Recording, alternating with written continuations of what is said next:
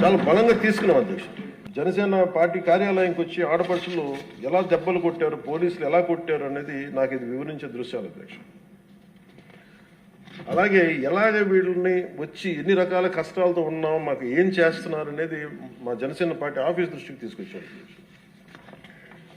ఆవిడకి ఇక్కడ చూస్తే మీకు ఆవిడ ఎలా కొట్టారు పోలీసులు అనేది ఆవిడ ఏడుస్తుంది. నేను ఇంట్లో నుంచి ఎప్పుడు బయటికి రాలేదు, నా బిడ్డల భవిష్యత్తు కోసం ఇస్తే నన్ను ఎలాంతా దారుణంగా కొట్టారు చూడండి అని చెప్పి మేము చెప్పుకోలేకపోతున్నాం, మేము కూర్చోబెట్టి ఎక్కడెక్కడ కొట్టారు మీకు చెప్పలేకపోతున్నాం అనేది ఆవిడ చాలా హృదయ విదారకంగా చెప్తుంది.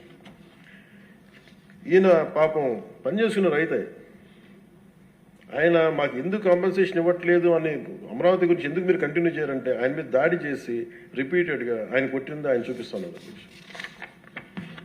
ఇదే చూస్తే ఇక్కడ ఈ ఆడపడుచున్నాడు. నేను వీళ్ళకి మద్దతుగా వెళ్తే అధ్యక్ష మొత్తం ముళ్ళ కంచెలేసి కూర్చోబెట్టాను పోలీసులతో. ఈరోజు చూస్తున్న అమరావతి కానీ ఈరోజు చూస్తున్న ప్రాంతం కాదు, ఒక యుద్ధ వాతావరణం ఉండేది, గుబులు వాతావరణం ఉండేది. చట్టసభల్లోనే ఇందాక లోకేష్ గారు చెప్తున్నట్టుగా చట్టసభలోనే దాడులు చేసే పరిస్థితిలో ఉన్నప్పుడు, ఇంకా బయట శాసనసభ్యులకే రక్షణ లేనప్పుడు, ప్రతిపక్ష నాయకులుగా ఉన్న చంద్రబాబు గారికి రక్షణ లేనప్పుడు, ఇంకా సగటు రైతుకి ఏ రక్షణ ఉంటుందో మీరు ఊహించుకోగలరు. అలాంటిది మేము కూర్చోబెట్టి బయటకు వస్తే అధ్యక్ష మొత్తం ముళ్ళ కంచెలు వేసి మమ్మల్ని ఇక్కడ కూర్చోబెట్టి మీరు 15 నిమిషాలు కూర్చుంటే వెళ్ళిపోతా ఉంటే ఇంకా నాకు విసుగొచ్చి గొడవ పెట్టుకొని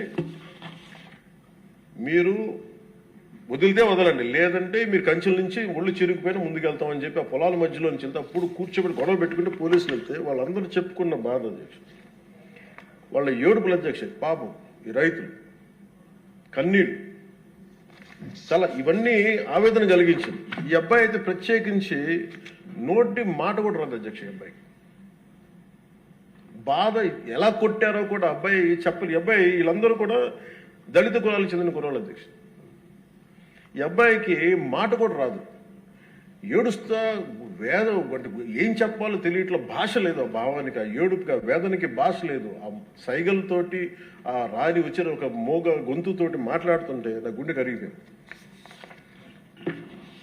రైతాంగం అందరూ వచ్చి మమ్మల్ని రిపీట్గా మాకు హెల్ప్ చేయండి, మీరు నిలబడాలంటే ఇవన్నీ కూడా నేను అప్పుడు మేము అలయన్స్లో ఉన్న భారతీయ జనతా పార్టీ కేంద్ర నాయకత్వం దృష్టికి తీసుకెళ్ళి ఆ రోజున జనసేన పార్టీ నుంచి చాలా బలంగా నిర్ణయం తీసుకున్నాం. ఆంధ్రప్రదేశ్కి ఉండేది ఒకే ఒక రాజధాని, అది అమరావతి అవుతుంది. అది మేము చాలా క్లియర్ కట్గా మేము చాలా బలంగా తీసుకున్నాం అధ్యక్షుడు.